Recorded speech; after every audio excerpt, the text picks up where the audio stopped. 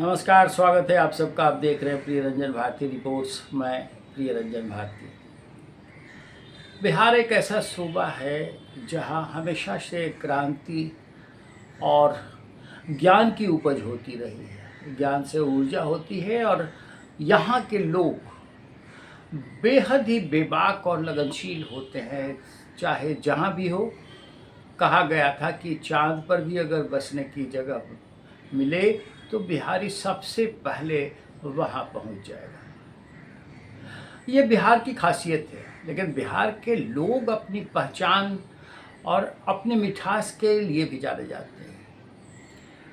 जी हाँ, राहुल गांधी की वोटर अधिकार यात्रा आज सोमवार को 17वें दिन समाप्त हो गई।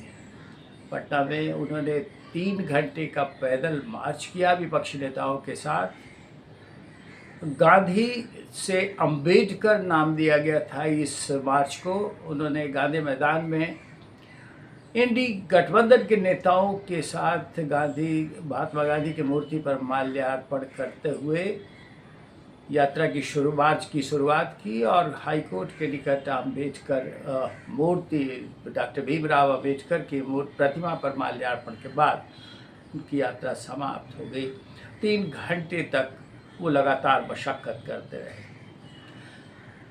इसके साथ साथ राहुल गांधी के लिए जो भीड़ जुटाई गई है उस पर अलग से सवाल उठते हैं, जिसका मैंने पहले उल्लेख किया हुआ है।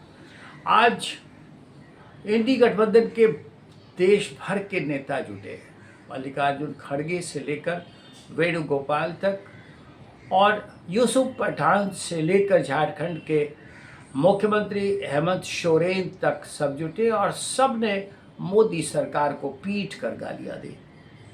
वोटर अधिकार यात्रा में राहुल गांधी ने डाक बंगला चौराहा पर एक अस्थायी मंच बनाया गया था, जिस पर नेताओं ने भीड़ को संबोधित किया। राहुल गांधी ने कहा कि बीजेपी के लोग सुन ले, अभी तो ये एटम बम है, इससे बड़ा हाइड्रोजन बम होता है, वो जल्दी ही आ रहा है। वोट चोरी की सच्चाई पूरे देश को पता लगने वाली है। हाइड्रोजन बम के बाद नरेंद्र मोदी देश को अपना चेहरा नहीं दिखा पाएंगे। ये बातें उन्होंने डाक बंगला चौराहे पर भीड़ को संबोधित करते हुए कही और राहुल गांधी का भाषण जैसे ही खत्म हुआ, कुछ युवक काला झंडा दिखाने लग गए। उसके बाद हंगामा शुरू हो गया। पुलिस ने वहां से 2 युवक को किसी तरीके से निकाला। दोनों को पुलिस वाले साथ ले गए। दोनों से पूछताछ चल रही है। वहीं राहुल गांधी दिल्ली के लिए भी प्रस्थान कर गए। लेकिन इससे पहले कांग्रेस के राष्ट्रीय अध्यक्ष मल्लिकार्जुन खड़गे ने दावा किया कि मोदी की सरकार 6 महीने में ही गिर जाएगी। अब इससे भी बड़ी बात तेजस्वी यादव ने डंके की चोट पर कही। उन्होंने कहा कि लालू का बेटा FIR से डरता नहीं है। उन्होंने कहा कि लालू यादव उनके आगे जब नहीं झुके, यानी बीजेपी के आगे नहीं झुके, तब तेजस्वी कैसे झुकेगा। जब लालू जी ने आडवाणी को गिरफ्तार किया तो उनका बेटा तेजस्वी यादव FIR से डरने वाला नहीं है। हमारे तो भगवान का जन्म ही जेल में हुआ था। तेजस्वी यादव खुद भगवान कृष्ण के वंशज मानते हैं खुद को, और इसलिए उन्होंने कहा कि हमारे भगवान जेल में ही जन्मे थे, हम डरने वाले नहीं हैं। बिहार में जो सरकार चल रही है वो डबल इंजन की सरकार है, जिसका एक इंजन अपराध और दूसरा भ्रष्टाचार में डूबा हुआ है। ये बिहारियों को ठगना चाहते हैं। बिहार उड़ती चिड़िया को भी हल्दी लगाना जानता है। और इसी तरह की बातें सारे नेताओं ने कही है। खड़गे ने पुलिस वालों को चेतावनी दी, कहा कि PM मोदी वोट चोरी के जरिए बिहार में जीतने का प्रयास कर रहे हैं। आपको सतर्क रहने की आवश्यकता है। अगर आप सतर्क नहीं रहेंगे तो ये लोग आपको डुबाएंगे। मैं आपसे यही विनती करूंगा कि आज हम सबको जोर से लड़ना है। यहाँ पर सरकार की ओर से पुलिस का इंतजाम क्यों नहीं रहा, मैं पूछना चाहता हूँ। आप याद रखिए, मैं पुलिस को वार्निंग नहीं करना चाहता हूँ। आपके पास बहुत ज़्यादा दिन नहीं है। जल्द हमारी सरकार आने वाली है, हमारी सरकार में आपको काम करना ही पड़ेगा। आप अगर लोग सरकार की बातों से आकर हमारे लोगों के साथ धक्का-मुक्की करेंगे तो ये बात ठीक नहीं है। सरकार की बात सुनकर अगर आप यह मीटिंग फेल करने की कोशिश करेंगे तो ये गलत होगा। अब ज़रा गौर फरमाइए इस तरह की बातें करना। अभी तो चुनाव को लेकर के ही ये लगातार भड़ास निकाल रहे हैं। मैं ये बार बार सवाल पूछता हूँ और आपसे भी ये जानने की कोशिश करता हूँ कि जब चुनाव कराना चुनाव आयोग की जिम्मेवारी है, चुनाव आयोग लगातार SIR से लेकर के सत्यापन के बाद अब नाम जुड़वाने का अभियान चला रहा है और उसमें राजनीतिक पार्टियों को सुप्रीम कोर्ट से फटकार भी लगी है कि वो सहयोग नहीं कर रही हैं। चुनाव आयोग के साथ जितना सहयोग उनका होना चाहिए था वो नहीं कर रही हैं, आरोप पर आरोप लगा रही हैं। ये गलत तरीका है।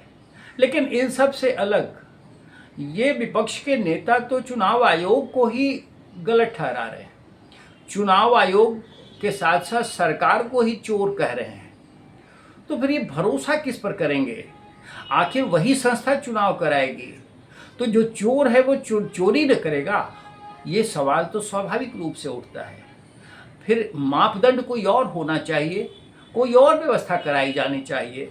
इन्हें इस बात की मांग करनी चाहिए। और ये सवाल भी मैं आपसे हमेशा आपके समक्ष उठाता रहा हूँ कि आखिर जब ये संस्था खराब है और ये चोरी कर रही है तो फिर ये कैसे उन पदों पर बने हुए हैं जो चुनाव आयोग ने चुनाव करवा कर जिसके नतीजे घोषित कर इनको सांसद और विधायक बना दिया। इनको तो पहले इस्तीफा दे देना चाहिए क्योंकि इन्हें भरोसा नहीं है। अब इन नेताओं को कौन समझाए? वोटर अधिकार यात्रा में TMC के सांसद यूसुफ पठान और शिवसेना की तरफ से संजय राउत और KC वेणुगोपाल, अशोक गहलोत, CM झारखंड के हेमंत सोरेन, कर्नाटक के डिप्टी CM शिव कुमार, पश्चिम बंगाल के मुख्यमंत्री ममता बनर्जी को छोड़कर ये तमाम नेता पहुंचे। लेकिन इन नेताओं के पहुंचने और इनके आगू गलने से एक ही बात समझ में आती है, चुनाव है और चुनाव के लिए ये नैरेटिव बना रहे हैं, जनता को भ्रमित कर रहे हैं और वो फेक नैरेटिव है। इसका देखिए जरा, इनकी इंतहा देखिए। ये भी कह रहे हैं कि सरकार 6 महीने में गिर जाएगी। नीतीश कुमार की सरकार जाने वाली है। मल्लिकार्जुन खड़गे तो पुलिस वालों को चेतावनी तक दे जाते हैं कि अब सरकार हमारी बनने वाली है। भैया चुनाव के पहले ही आप डिक्लेयर कर रहे हैं तो चुनाव का मतलब क्या रह जाता है? वोटर वेरिफिकेशन के सवाल पर ये पहले तमाशा खड़ा करते रहे, लोगों को भ्रमित करते रहे, वही जनता ने इनको पूरा जमकर जवाब दे दिया। जो ये जनता को बरगलाने की कोशिश कर रहे थे उन्हीं जनता ने, उन्हीं लोगों ने बढ़ चढ़ कर के SIR करवा लिया, अपने मतदाता सूचियों में अपने नाम का सत्यापन करवा लिया, उनके नाम लिस्ट में आ गए। और उसके बाद अगर नाम कटे हैं तो फिर वो ही काटे गए हैं जो बिहार से पलायन कर चुके या विदेशी हैं। उनके विदेशी होने पर कोई शक सुबह कर सकता है तो वो संस्थाएं कर रही हैं और चुनाव आयोग उसका सत्यापन कर रहा है। लेकिन उन्हें भ्रमित कर दिया। इनको करारा जवाब तो यहाँ की जनता ने ही दे दिया, जिन्हें 99% से अधिक लोगों ने अपना वोट वेरिफिकेशन करवा लिया, वो निश्चिंत बैठ गए। अब उसी जनता के बूते SIR को झूठा कराने वाले, SIR को लेकर संसद से सड़क तक, विधानसभाओं तक हंगामा करने वाले ये नेता, वहाँ जब दाल नहीं गली और सुप्रीम कोर्ट से भी इनको फटकार मिल रही है, तब ये खेल तमाशा करने उतर आए हैं और धमकी भरी भाषा में लोगों को बरगलाना चाहते हैं। चंद महीने हैं, अगर यही रवैया रहा तो इन्हें जनता फिर सबक सिखाएगी। चंद महीने के भीतर चुनाव होंगे। अधिसूचना जल्दी ही जारी होने वाली है क्योंकि वोट वेरिफिकेशन का काम, SIR का काम लगभग अब पूरा होने वाला है।